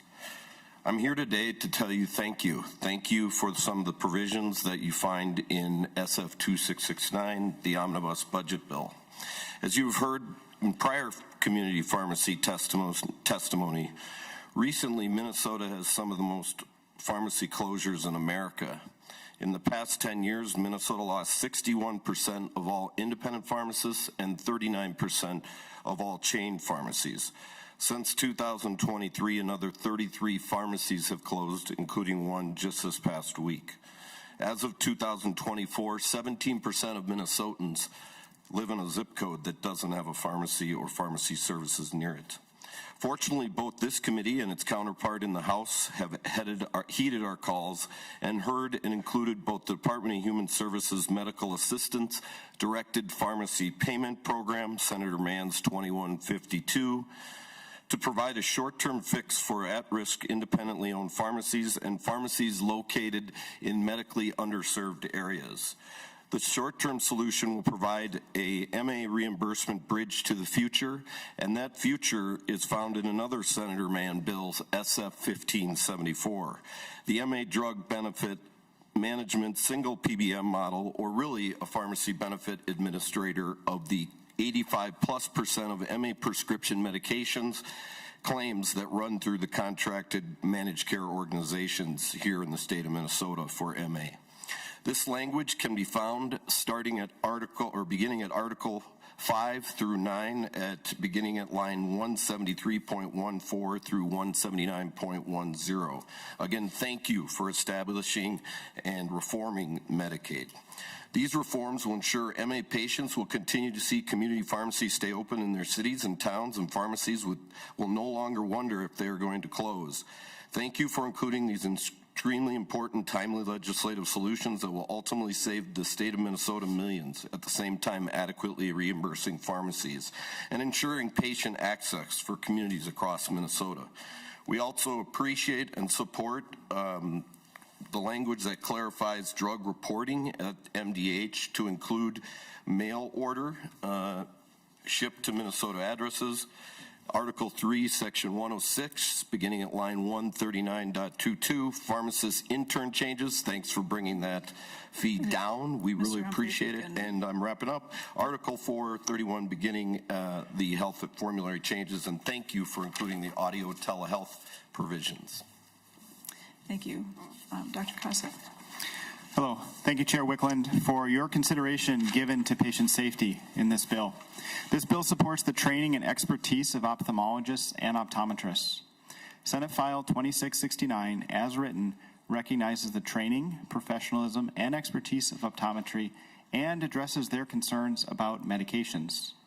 But more crucially, by excluding injections and procedures, this bill recognizes how critical ophthalmology training is to safely performing procedures around the eye.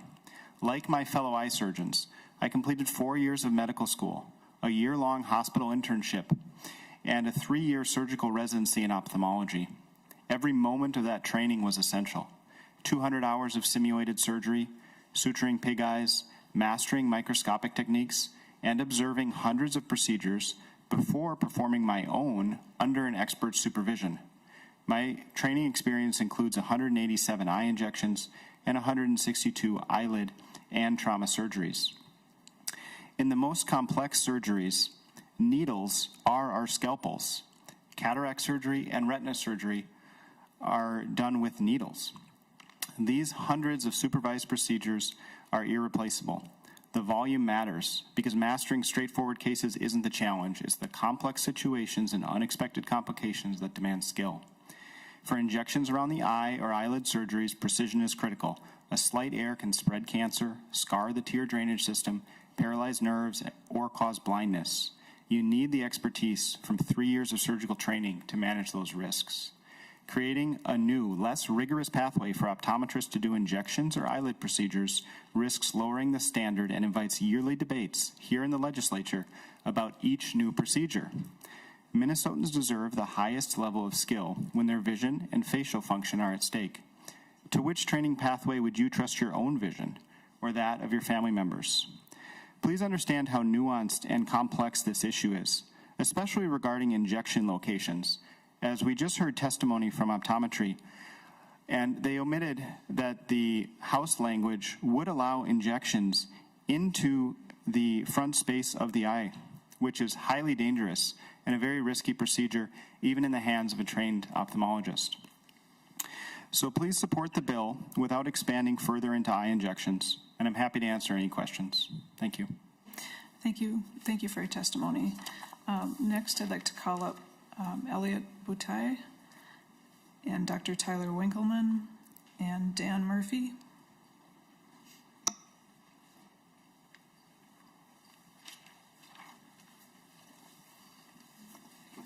Mr. Boutai, please state your name for the record and begin. Thank you, Madam Chair, members. My name is Elliot Boutai. I'm the Senior Policy Coordinator at NAMI, Minnesota, the National Alliance on Mental Illness. And we'd like to thank the chair and the committee for inclusion of many of the mental health legislative network's priorities in the Omnibus bill. Minnesota is in a mental health crisis right now. Children and adults are on long wait lists for basic services. Some are boarding in hospitals or jails. And at the same time as needs have increased, providers are experiencing workforce shortages and low reimbursement rates, making it difficult to keep their doors open. We're grateful for the many provisions in the bill that will help to address this crisis and improve the lives of people with mental illnesses and their families. In particular, we'd like to call out support for the extension of audio-only coverage. Many people with mental illnesses access therapy through telehealth, and audio-only is an important provision for those who can't always use video technology due to their symptoms or other barriers like stable internet access. We also support the provision that would prohibit health plans from making mid-year formulary changes. Disruptions to people's medication regimens are not just an inconvenience, but can cause serious symptoms for some people, especially those with mental illnesses. We're grateful for the increase in inpatient outpatient rates to sustain providers and increase access to care. We also appreciate the appropriation for the Mental Health Collaboration Hub. This will pilot initiatives to relieve the crisis of children boarding in our state. We also support the efforts to expand access to psychiatric residential treatment facilities through the PRTF work group. And on that note, we're grateful for the inclusion of the language that clarifies that families who are experiencing boarding are not neglecting their children when there's no safe place for them to go. We thank you for the allowing crisis teams to purchase protected transport vehicles, and we're especially grateful for the inclusion of early episode bipolar grants and the continued funding for school-linked mental health. Finally, we're also grateful for the simple but long terminology update to remove emotional disturbance and serious emotional disturbance from our statutes and replace them with mental illness. We do wish that the third path could have been funded. This was in Senate File 1561. It's past time that we move children's mental health out of the child protection system. And I'd also like to echo President Larson earlier, who mentioned including PTSD and complex PTSD in case management. So I thank you for the opportunity to testify today. Thank you. And next, Dr. Winkleman. Madam Chair and members, my name is Tyler Winkleman, and I'm a Division Director of General Internal Medicine at Hennepin Healthcare. Thank you for the opportunity to testify today. I'm here to urge you to make the collaborative care model a Medicaid benefit in your budget proposal. As a provider in the collaborative care model and as a director of a large primary care division, I've seen the impact of the model firsthand. The collaborative care model is a proven, innovative care model with efficacy demonstrated in more than 100 randomized control trials as an effective intervention across patient populations. It's a team-based approach integrating behavioral health services into primary settings, decreasing total costs of care by reducing emergency department and hospital use. Primary care doctors and patients love it. Instead of referring patients to external specialists, primary care providers collaborate directly with mental health professionals on their own team. This enables timely treatment and allows for coordinated care. Research shows that this approach is about twice as effective as usual care, which is why Medicaid plans in 37 other states cover the collaborative care model. This model has shown significant success in improving patient outcomes and reducing healthcare costs. It also delivers care more efficiently, keeping people with mild to moderate mental health and substance use issues in primary care and reserving capacity in specialty care for severe cases that would benefit from a higher level of care. Collaborative care is half the price of traditional mental health services and improves provider burnout. It's also the only realistic way to expand mental health care in rural Minnesota. With that, I urge the committee to include collaborative care as a Medicaid benefit in this budget proposal. Thank you. Thank you. Mr. Murphy, please proceed and state your name for the record. Madam Chair, members of the committee, my name is Dan Murphy with the Minnesota Dental Association. Excuse me, there are several items in this bill that we support. namely Senator Bolden's work on the Treat Yourself First campaign and the single dental administrator, but I'd be remiss if I didn't take this opportunity today to express our association's opposition to the proposed increase of the provider tax. This increase comes as a surprise, as there's been minimal discussion about this during this committee. It's not a decision to be made lightly, especially considering the significant impact it'll have on healthcare providers and the patients they serve. There are other ways to raise revenue to the Healthcare Access Fund that we would support. Minnesota dentists, the majority of whom are small business owners, are already grappling with significant challenges: rising staff costs, increasing supply expenses, overall overhead, dental assistant and hygienist workforce shortages, stagnant reimbursement rates, limitations from third-party payers, other costs upcoming with the paid family medical leave, and the list goes on. Despite this, dental practices continue to be essential in meeting the community's needs. This proposed tax increase would only exacerbate the financial strain they're already under. I know the term provider tax is still somewhat taboo and controversial, so I want to be clear. We support funding for Minnesota healthcare programs. It is a very vital program for our patients, and our association understands the state's budget challenges. However, any decision should be made with thoughtful consideration and input from those directly impacted. Raising the provider tax places undue strain on dental practices, already finding it increasingly difficult to meet Minnesota's access of care and needs. I respectfully ask that you can reconsider this, and I'd be happy to answer any other questions. Thank you. Thank you. Next, I'd like to call up Peter Wojtak, Mike Phelps, and Paige DeHealy, and I apologize if I get your last name wrong. And members, we have about 15 minutes of testimony if people are very good about staying to 2 minutes or less. So I'd like to be able to finish and get through these testifiers. Mr. Wojtak, please state your name for the record and begin. Thank you, Chair Wiklund and members. Peter Wojtak, Government Relations Manager with the Food Group, and we want to thank the committee for recognizing the urgent need in this bill by including additional funding for the Minnesota Food Shelf Program and regional food bank grants. This investment comes at a time that's desperately needed, with food shelves and food banks facing record levels of demand due to high food prices and also economic hardship in communities statewide. At the same time, federal challenges have placed additional strain on Minnesota food shelves, with the loss of federal funding through the Commodity Credit Corporation, resulting in a 30% reduction in free food availability throughout the network. And this loss makes it even more imperative to strengthen state-level assistance. And so by strengthening this investment in the Minnesota Food Shelf Program, we are ensuring that food shelves are able to continue meeting the growing needs of their communities. We also appreciate the inclusion of additional funding for prepared meals in this bill, as well as the transition of Market Bucks program to the Department of Health, which will help thousands of Minnesotans have the food they need while also providing stability to the Market Bucks program, allowing it to continue making fresh, local food more accessible to low-income families. We're grateful for your leadership, commitment, and continued support in addressing hunger in Minnesota. Thank you. Thank you. Mr. Phelps. Madam Chair, committee members, thank you for having me. My name is Mike Phelps. I'm the president and CEO of Ridgeview Medical Center, a community-based health system in the Southwest metro area. I'm here today to speak in strong opposition to the provision to prohibit facility fee billing from hospital-based clinics. Last year, Ridgeview was here. We came to the legislature to seek legislation allowing accreditation to be from a federally recognized organization other than Joint Commission. This accreditation was a requirement in order to bill medical assistance and Medicaid for providing outpatient mental health services. With your help, we got that legislation passed. And the next steps were, yes, we started building an outpatient mental health clinic. And we made the decision to serve Medicaid and medical assistance patients. We have hired psychiatrists, psychologists, which is a small miracle in today's environment. And we are ready to serve the mental health needs of our community. These are things that not-for-profit healthcare should be doing. And we are ready to open on May 22nd. However, if we are not able to have facility fees be a part of the revenue structure that we've been counting on, I'm afraid that we may not be able to open our clinic, or at minimum would be sending our colleagues at Minnesota Department of Health a notice to close effectively after 182 days. This is bad for the community. There are other hospital-based clinics that have mental health included in that. There will be closures as a result of $1 billion impact of not being able to use facility fees.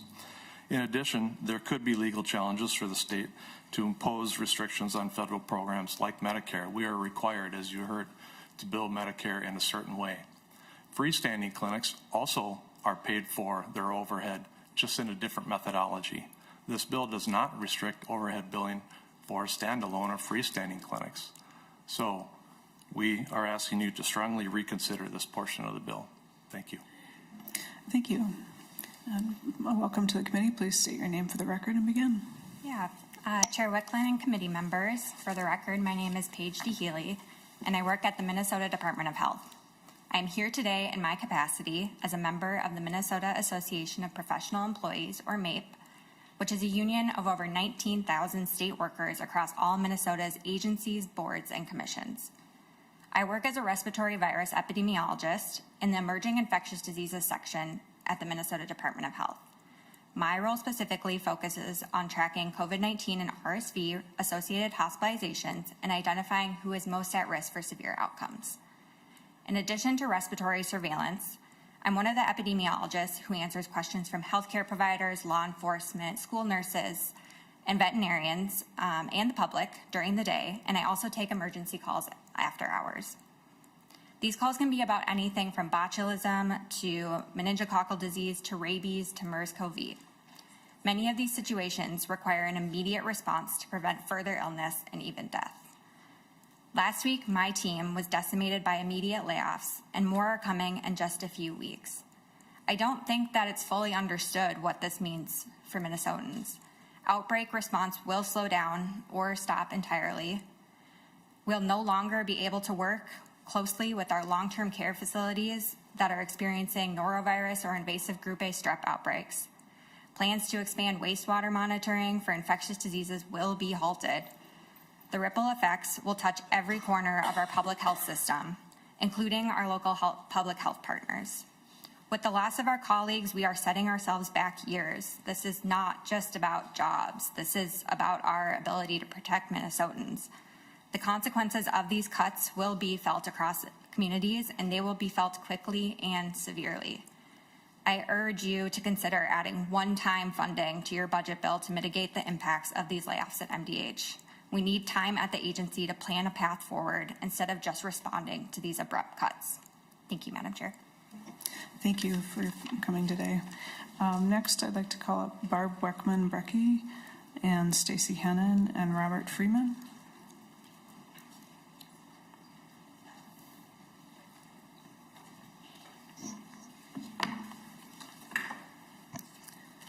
And as close as you can keep it to 2 minutes or under, we'd appreciate it. Thank you. Ms. Brecky, Ms. Weckman-Brecky. Yeah, thank you. Good morning, Chair Wiklund and members of the committee. My name is Barb Weckman-Brecky, and I'm a Scott County Commissioner.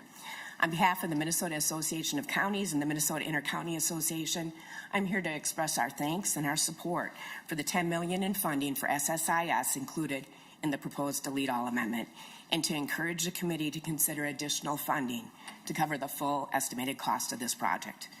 As you all know, Minnesota's current human services IT systems are complex, fragmented, and burdensome. Too often, these systems are standing in the way of good outcomes that Minnesotans need from our critical human services.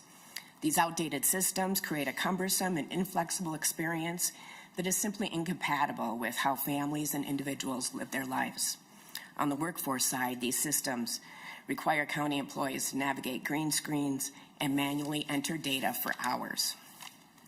These issues have become all more concerning as counties prepare for the statewide implementation of the Minnesota African American Family Preservation and Child Welfare Disproportionality Act. The act really does represent a historic opportunity to transform our state's child protection system, but these outdated systems will stymie this opportunity. Fully funding SSIS is a critical step to ensuring successful implementation of the Act, and we are also hopeful that continued conversations will identify resourcing options to address expected county staffing, training, technology, and service development, including investments to sustain community-based work like family resource centers and to roll up the case review function of the state.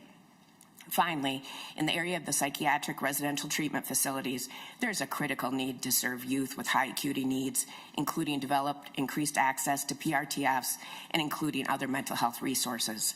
A report is an important step, but we are hopeful this committee will commit the funds necessary to realistically address the mental health continuum needs, especially for our youth. Thank you for doing this very, very hard work and for your time and consideration. Minnesota counties are willing and ready to work with you as you craft this final budget. Thank you. Thank you very much. Ms. Hennon. Good morning, Chair Wiklund and members of the committee. For the record, my name is Stacy Hennon. I'm the Executive Director of Western Prairie Human Services and the Director of Traverse County Social Services. I'm testifying on behalf of the Minnesota Association of County Social Services Administrators, or MACSA. As Commissioner Weckman-Brecky testified, we couldn't thank you more for the investments in SSIS. This technology platform is critical to everything we do in child protection. I'd also like to express our gratitude for the provision that authorizes a child welfare response for educational neglect and habitual truancy concerns. This change allows workers to engage families in a voluntary manner while also allowing for a child protection response when and where it is needed. We're also very appreciative and thankful for the inclusion of the child welfare fiscal analysis in the bill. As we experience a shifting financial landscape, we believe it's critical to gain a comprehensive understanding of the interplay between local, state, and federal financing streams that support our programmatic work throughout the state.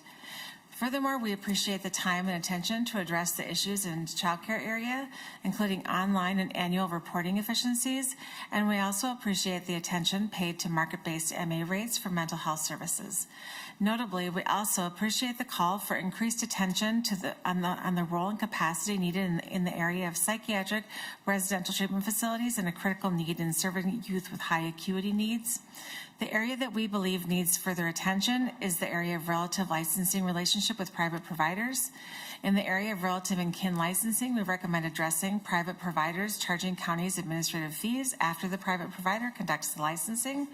From the county perspective, these administrative fees, which are per youth per day, have high variability across and between providers and can result in charges that in most instances are more than the total cost of care for the child. The language included does not adequately address the interplay between counties and providers in this area. We recommend setting the language aside with a commitment to work more with the agency and providers to address the area. In closing, I'd like to emphasize our commitment to addressing the disproportionality in Minnesota's child protection through ensuring successful statewide implementation of the Minnesota African American Family Preservation and Child Welfare Disproportionality Act. Noticeably absent in this proposal is any policy or support language regarding the resourcing and successful implementation of the Act.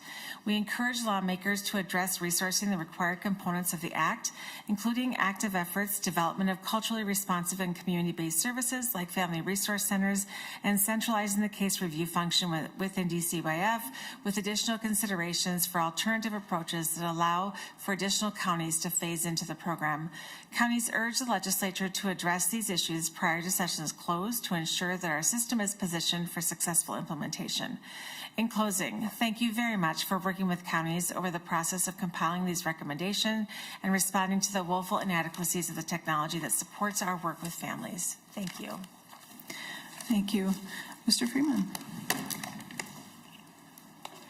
Good morning, Madam Chair and committee members. For the record, my name is Robert Freeman, and I'm the Vice President of Public Policy for the Minnesota North Dakota chapter of the Alzheimer's Association. On behalf of the more than 100,000 Minnesotans living with Alzheimer's disease or some other form of dementia, and the 164,000 people who are their unpaid caregivers, I want to thank this committee for including funding for Senator Mann's bipartisan bill, Senate File 1030, in your Omnibus bill, which established a dementia services program at the Minnesota Department of Health. As I testified in this committee previously, up to a third of dementia cases are preventable, yet today there's no single person within state government whose full-time job is to focus on reducing the incidence of dementia and coordinating services for those whose lives are impacted. A dedicated dementia program at MDH will have line of sight into the various programs and funding streams that touch dementia, ensuring better coordination, reducing duplication, and smarter use of existing resources. Let's join the 29 other states, red and blue, that have already recognized the value of creating a point person on dementia. Thank you again for the opportunity to testify this morning, and again, thank you for your support of all Minnesota families impacted by dementia. Thank you. Thank you very much. The last two testifiers I have on my list are Ginny Palin and Amy Johnson-Grass.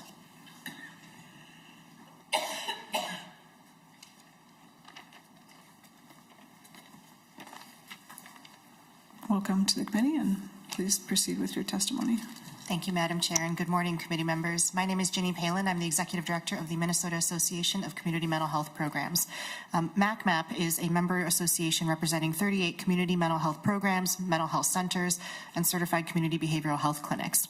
Thank you for this opportunity today to testify on Senate File 2696, your Health and Human Services Budget Bill. I'd like to start by saying we're thankful for the committee's understanding and response to our state's mental health and substance use disorder access crisis that we're in right now, especially under a difficult budget target.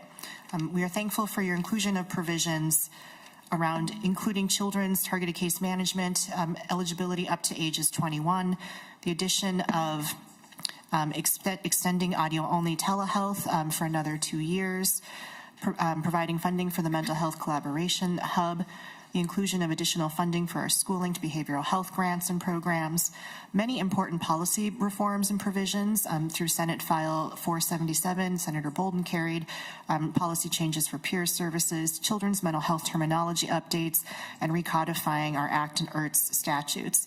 And lastly, I want to thank the committee for your hard work in including vitally needed Medicaid rate increases and reforms to our behavioral health fee-for-service codes and services. This is a priority of both our association and the Mental Health Legislative Network. We all know that there is more work to do to address the mental health crisis that our state is in, but thank you very much for this good work in building our mental health and SUD systems, and we look forward to continuing to partner with you on these critical services and resources moving forward. Thank you. And Ms. Johnson-Grass, please state your name for the record and begin. Thank you, Chair Wiklund, members of the committee. Thank you again for the opportunity to testify today. My name is Amy Johnson-Grass. I'm a midwife. I also am the owner of Twin Cities Birth Center on Grand Avenue in St. Paul, and I am the president of the Minnesota chapter of the Association of Birth Centers. Last week, I testified in support of Senate File 2109, authored by Senator Pappas, which seeks to provide sustainable reimbursement for freestanding birth centers in the state of Minnesota. We were grateful for this committee's support.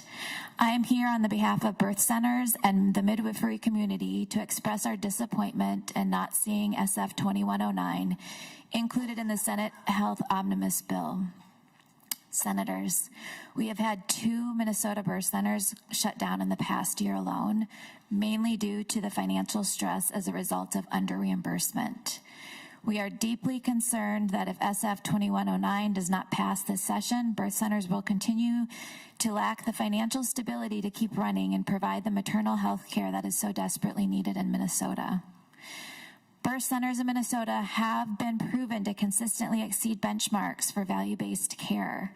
Patients in our care have significantly fewer C-sections, fewer maternal complications for them and their newborns, lower NICU admission rates, higher breastfeeding and patient satisfaction rates. These stellar outcomes not only help our Minnesota families, but also result in healthcare cost savings for our state. To give you examples of real numbers, at my birth center alone, we help approximately 390 maternity care patients annually, and that number is only increasing with interest. Our C-section rate, if we only look at that metric alone, has been 2 to 3% for the last 15 years. That compares to the 30 to 32% C-section rate here in the state of Minnesota. So out of our 390 patients, that actualizes to about 8 C-sections a year versus 117 C-sections in our community.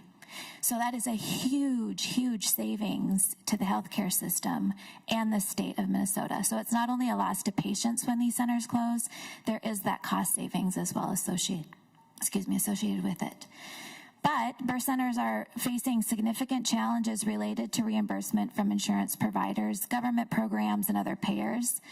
This pay inequity directly affects our ability to offer competitive wages, retain skilled staff, pay for our supplies and overhead costs.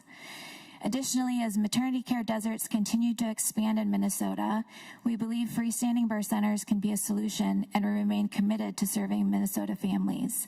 But we cannot continue this essential work without adequate reimbursement and meaningful support from the state. This is a pivotal moment that we need to get right. With under 10 birth centers currently operating in Minnesota, we are confident that SF 2109 carries a minimal fiscal impact. We appreciate the inclusion of some maternal proposals and commend this committee's dedication to advancing maternity care in Minnesota. It is imperative, however, that this committee extends to freestanding birth centers as well. We cannot build a strong maternal health system and leave this critical piece of the puzzle out. Members, I urge you strongly to consider including SF 2109 in this session's omnibus bill. Our mothers and babies are depending on it. Thank you. Thank you for coming to testify today. And thank you to all the testifiers. I appreciate that we were able to get through all of them. Thank you, members, for staying longer. Tomorrow we will take up the bill and amendments, discussion, and so we have reached the end of this meeting's agenda. We are adjourned.